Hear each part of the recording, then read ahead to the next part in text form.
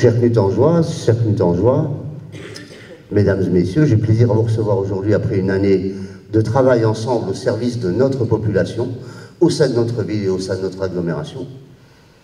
Béatrice Ficara, avec toute la fougue qu'on lui connaît, a évoqué ce qui lui tenait à cœur et ce qui nous tient à cœur, parce que tout ce qu'elle a dit est important.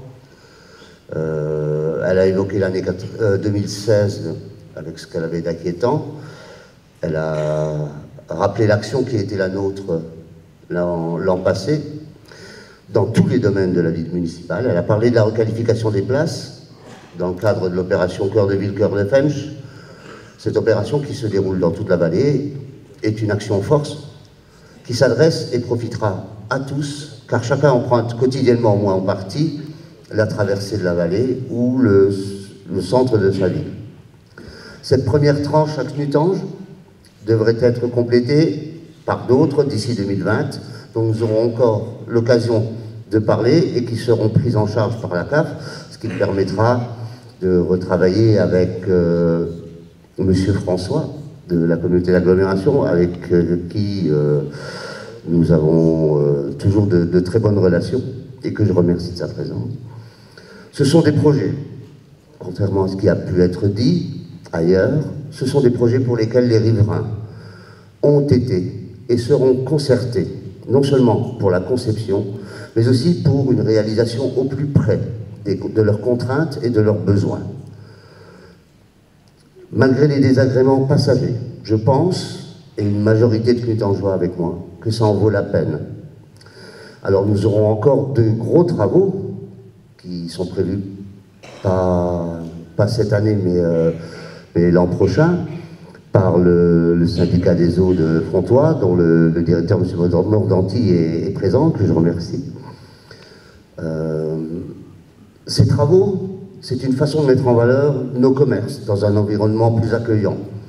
Nous poursuivons toujours l'objectif de reconcentrer les commerces, les services et les équipements autour de notre cœur de ville revalorisé, en accord avec les commerçants avec qui nous travaillons.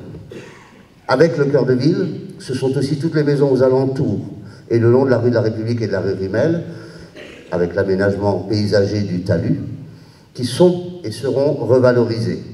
Et pour les familles, pour ceux qui ont économisé pour avoir leur maison, ben ce n'est pas rien. D'autant que la communauté d'agglomération vient de s'engager à aider à la rénovation et à l'isolation des façades sur ce secteur. Puisque je parle d'intercommunalité, je veux préciser la position de l'équipe municipale dans son ensemble. À propos des fusions dans les médias, se font l'écho. Pour nous, deux choses sont claires. Ne pas devancer la loi d'abord, donc éviter l'emballement médiatique qu'on peut constater parfois. Et surtout, préserver l'échelon de proximité qu'est la commune. Quand on demande à la population, c'est ce qu'elle souhaite, et nous devons nous appuyer sur ce souhait. Cela implique de préserver les moyens d'action de la commune afin qu'elle ne devienne pas une coquille vide.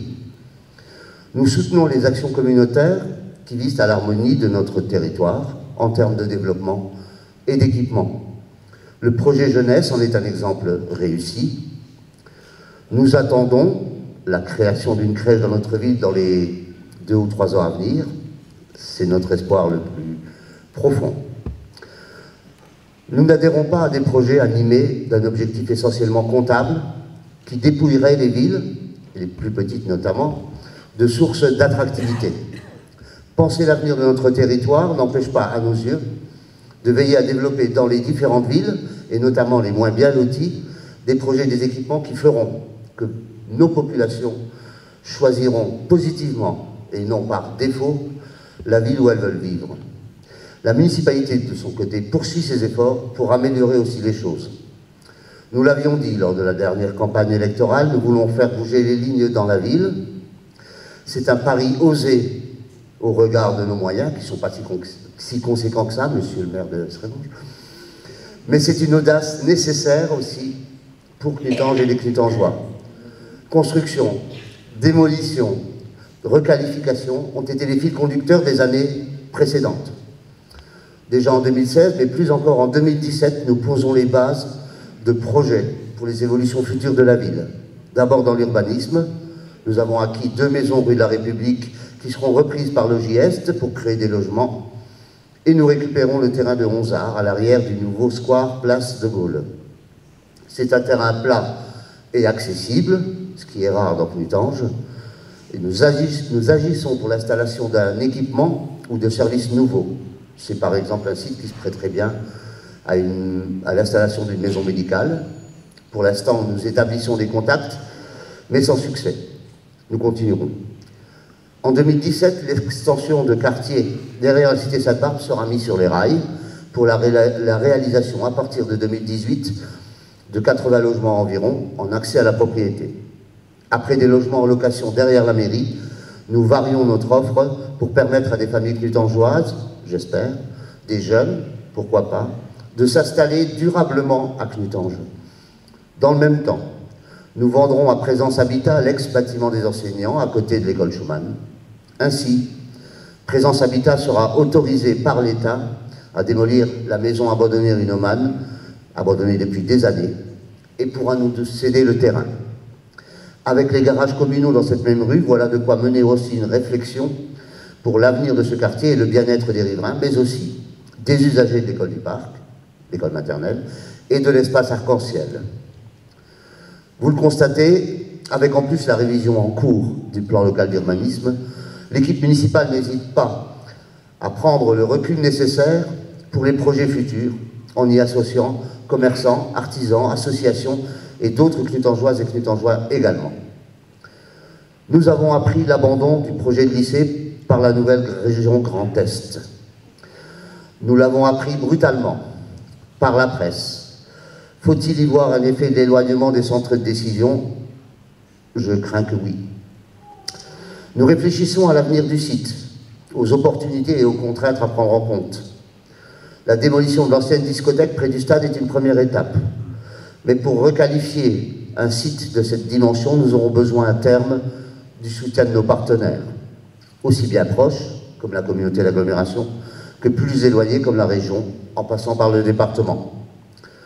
Comme pour tous les projets évoqués d'ailleurs, car il est de plus en plus difficile d'obtenir des financements.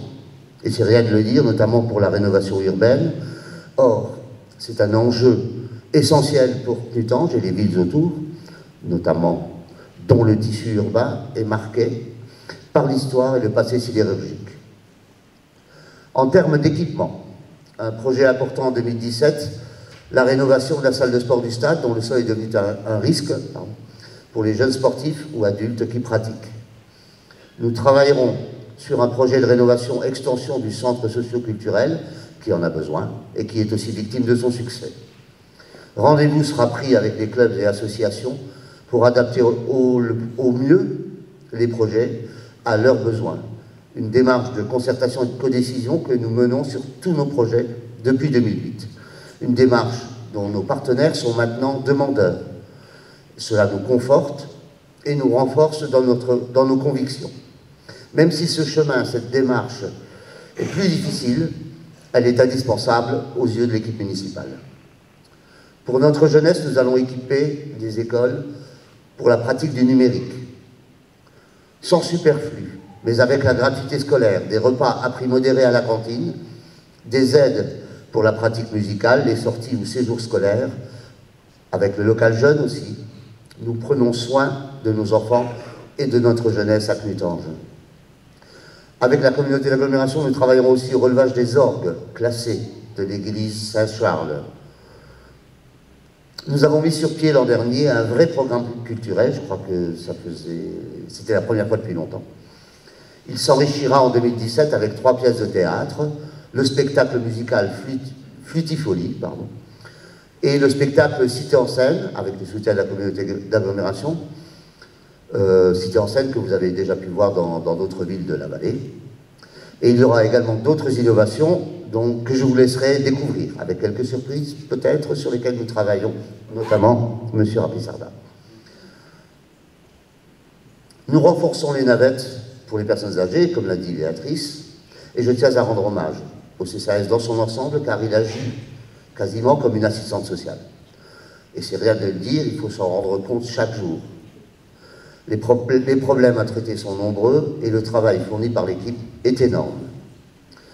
Nous maintenons également, malgré la conjoncture qui ne s'y prête pas forcément, notre effort financier très important, c'est le plus important de notre budget de fonctionnement, pour que l'espace arc-en-ciel puisse continuer d'œuvrer avec des bénévoles et une équipe de professionnels dont il faut souligner la qualité.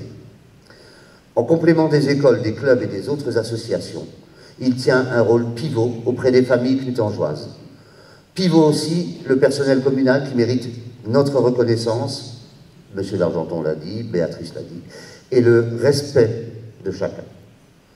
Qu'on y songe pour préserver, par exemple, leur travail dans les rues. Là aussi, ça a été évoqué. Je veux souligner également, aujourd'hui, le travail effectué par la police nationale pour assurer la sécurité de tous les clutangeois. Avec ses moyens, la police assure une présence aussi importante que possible. Je veux notamment parler des patrouilles, qui sont continues, des opérations coup de poing plus nombreuses qu'en 2015, menées par la police nationale aux alentours du parc et dans certains quartiers. Mais la vague de cambriolage qu'a subi le Nord-Mosellan montre qu'il est nécessaire que ces effectifs soient renforcés. Je le rappelle, c'est ce que nous avons déjà demandé avec les maires d'Algrange et de Srémange. Je parle aussi des dizaines de sorties assurées par nos pompiers, dont les effectifs se renforcent et qui se forment régulièrement sous la houlette d'Éric Pierre. Sécurité encore. Nous installerons des ralentisseurs rue Rimel et dans la résidence des Filiers notamment. Ce sont des demandes qui nous ont été faites lors de nos rencontres avec les quartiers, ateliers environnement et rencontres sur le terrain. Et là aussi, nous donnons la parole aux Clutangeois. C'est cela aussi, Clutange. Ce sont toutes ces actions de la municipalité et de tous les partenaires que j'ai nommés qui font la cohérence de la politique menée, qui font la qualité de vie à Clutange et qui feront aussi l'attractivité de notre ville. C'est là aussi le fruit de l'action quotidienne volontaire et solidaire de l'équipe municipale, adjoints et conseillers mêlés, que je veux remercier ici. Et dès à présent, je les incite à relever les défis qui se présentent, et pas seulement financiers, et à faire preuve d'inventivité et d'initiative.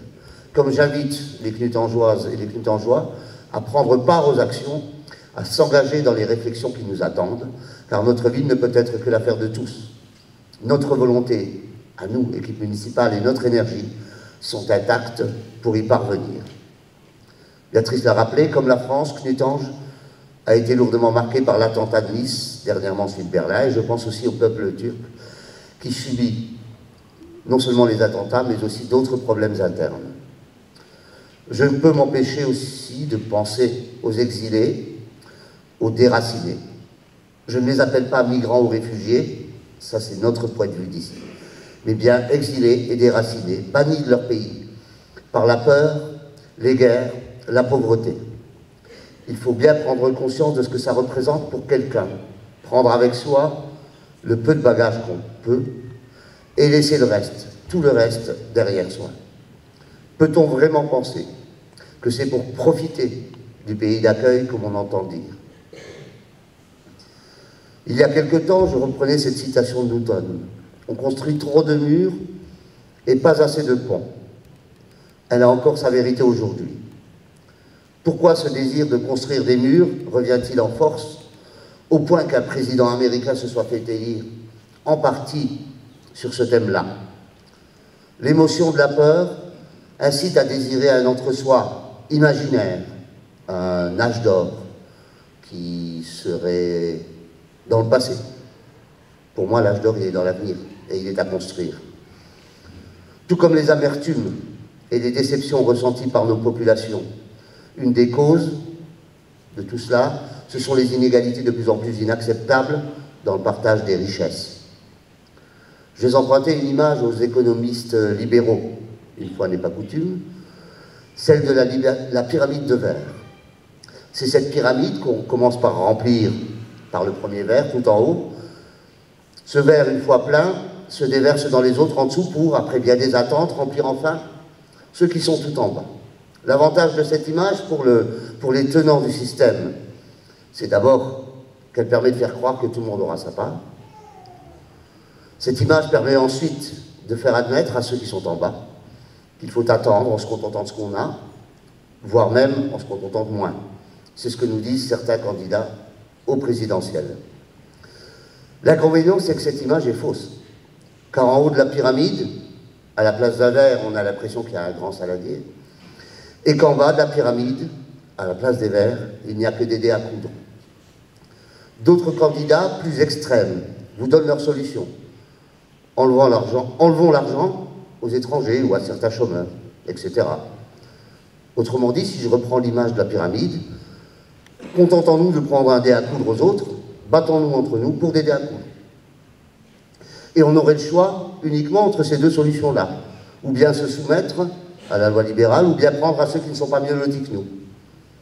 Les deux faces d'un même projet, car ils ne touchent pas à l'accumulation des richesses, bien au contraire. Est-ce que c'est vraiment cela, le sens de la République et de ses valeurs? Est-ce vraiment là le combat à mener pour les 9 millions de pauvres dans notre pays ou pour les travailleurs au SMIC? Est-ce que c'est ce combat qui redonnera fierté et dignité à notre nation? Il existe d'autres choix que ces deux-là. Il existe d'autres voies. Je vous invite à les écouter attentivement. Ensuite, à votre tour, faites entendre la vôtre. Et pour terminer d'une façon un peu plus légère, parce que parfois la légèreté permet d'accéder à la profondeur, je souhaite dédier à chacun d'entre vous qui est ici, à chaque lutangeoise et lutangeois, ce petit poème de nouvelle année. Que vous soit exquise l'année qui s'amène, avec des surprises, avec des aubaines, et que vous revienne le temps où l'on aime, le temps où l'on s'aime, celui des cerises. Bonne année à tous, et particulièrement à ma famille.